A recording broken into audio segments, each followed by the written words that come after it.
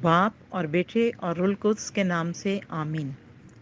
अजीज़ों, हमारे लिए खुदावन के पाक और ज़िंदा कलाम में से आज का पैगाम मुकद्दस मत्ती की अंजील, उसका पहला बाप, उसकी 18वीं ता 24वीं आयत तक। यसु मसीह की पैदाइश। अब यसु मसीह की पैदाइश यूं हुई कि जब उसकी माँ मरियम यूसुफ के साथ ब्याही गई तो उनके इकट्ठे होने से पहले वो रुल कुद्स से हामला पाई गई। तब उसके शौहर यूसुफ ने, जो रास्तबाज था और उसे रुसवा करना नहीं चाहता था, इरादा किया कि उसे चुपके से छोड़ दे। वो इन बातों की सोच ही में था कि देखो, खुदावंद के फरिश्ते ने उस पर ख्वाब में जाहिर होकर कहा, ऐ यूसुफ, दाऊद के बेटे, अपनी बीवी मरियम को अपने पास ले आने से मत डर, क्योंकि जो उसके अंदर पैदा किया गया है वो रुल कुद्स से है, और उससे बेटा होगा, और तू उसका नाम यसू रखना, क्योंकि वो अपनी उम्मत को उनके गुनाहों से बचाएगा। ये सब कुछ हुआ ताकि जो खुदावन ने नबी की मार्फत कहा था पूरा हो कि देखो, कंवारी हामला होगी और उससे बेटा होगा, और उसका नाम इम्मानुएल रखेंगे, जिसका तर्जमा है खुदा हमारे साथ है। तब यूसुफ ने नींद से उठकर वैसा ही किया जैसा खुदावंद के फरिश्ते ने उससे फरमाया था, और अपनी बीवी को अपने पास ले आया। पाक कलाम के पढ़े और सुने जाने पर खुदावंद की बरकत हो। खुदा का शुक्र हो। खुदा बाप और बेटे और रुल कुद्स के नाम से आमीन। खुदावंद यीशु अल मसीह की सलामती हम सब के साथ हो।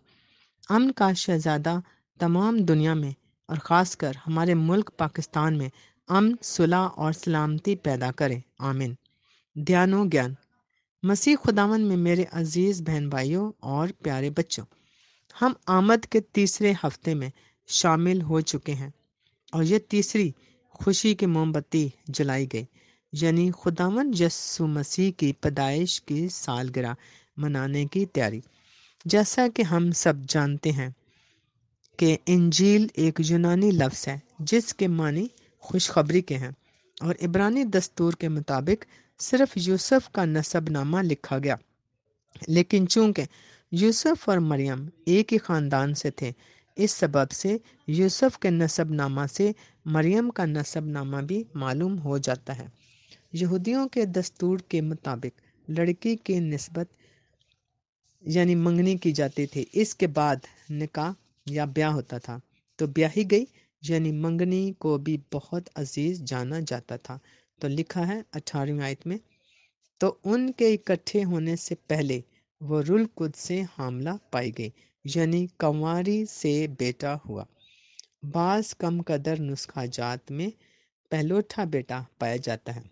इससे तौरात के मुताबिक पहला बेटा मुराद है, अगरचे अकेला ही हो।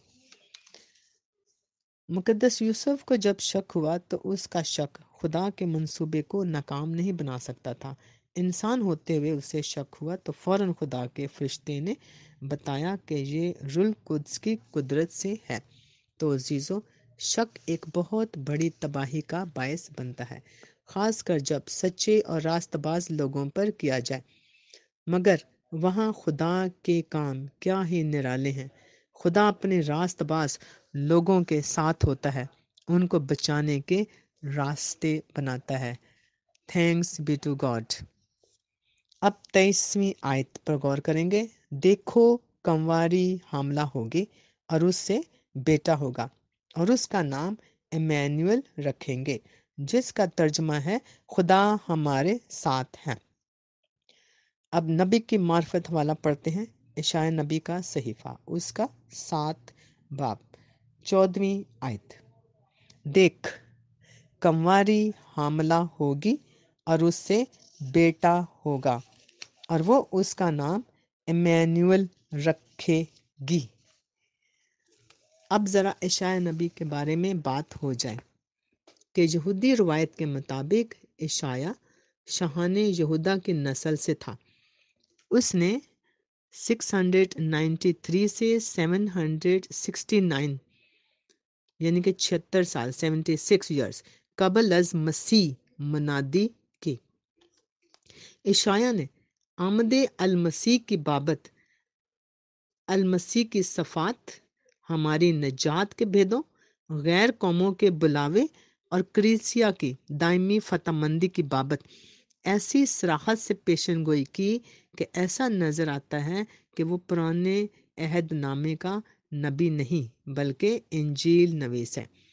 اس کی پاک زندگی جلالی شہادت پر ختم ہوئی کیونکہ وہ اپنے شریر داماد شاہ منصے کے حکم سے آری کے ساتھ 2 حصوں میں چیرا گیا تھا۔ تو عزیزو، یہاں اشعیا نبی کا صحیفہ اس کا پہلا باب 16 تا 20 آیت میں یوں لکھا ہے: پس نہاؤ، پاک ہو اور اپنے کاموں کی شرارت میری آنکھوں کے سامنے سے دور کر دو اور بدی کرنے سے باز آ جاؤ، نیکو کاری سیکھو، عدل کے طالب ہو، مظلوموں کی فریاد رسی کرو، یتیموں کا انصاف کرو اور بیوہ کے حامی ہو۔ آؤ باہم دلیل کریں۔ خداوند فرماتا ہے، اور اگرچہ تمہارے گناہ کرمز کی مانند ہوں وہ برف کی طرح سفید ہو جائیں گے، اور اگرچہ وہ ارغوان کی طرح سرخ ہوں تو وہ اون کی مانند اجلے ہو جائیں گے۔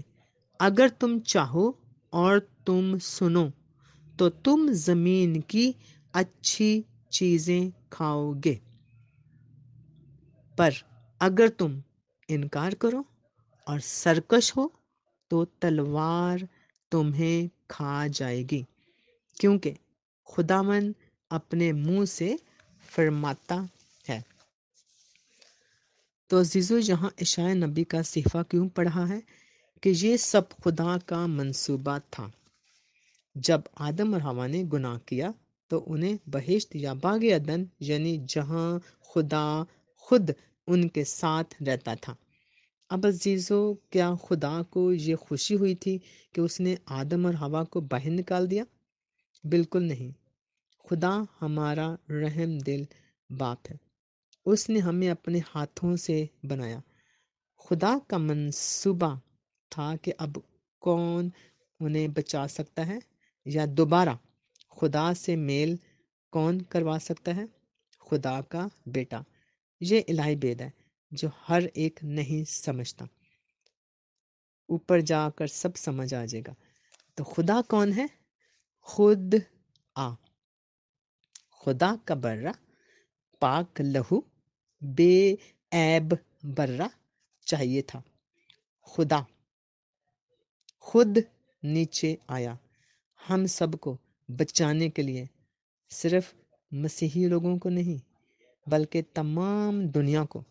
مقدس یوحنا کی انجیل اس کا 3 باب 16 آیت: کیونکہ خدا نے دنیا کو ایسا پیار کیا کہ اس نے اپنا اکلوتا بیٹا بخش دیا، تاکہ جو کوئی اس پر ایمان لائے ہلاک نہ ہو بلکہ ہمیشہ کی زندگی پائے۔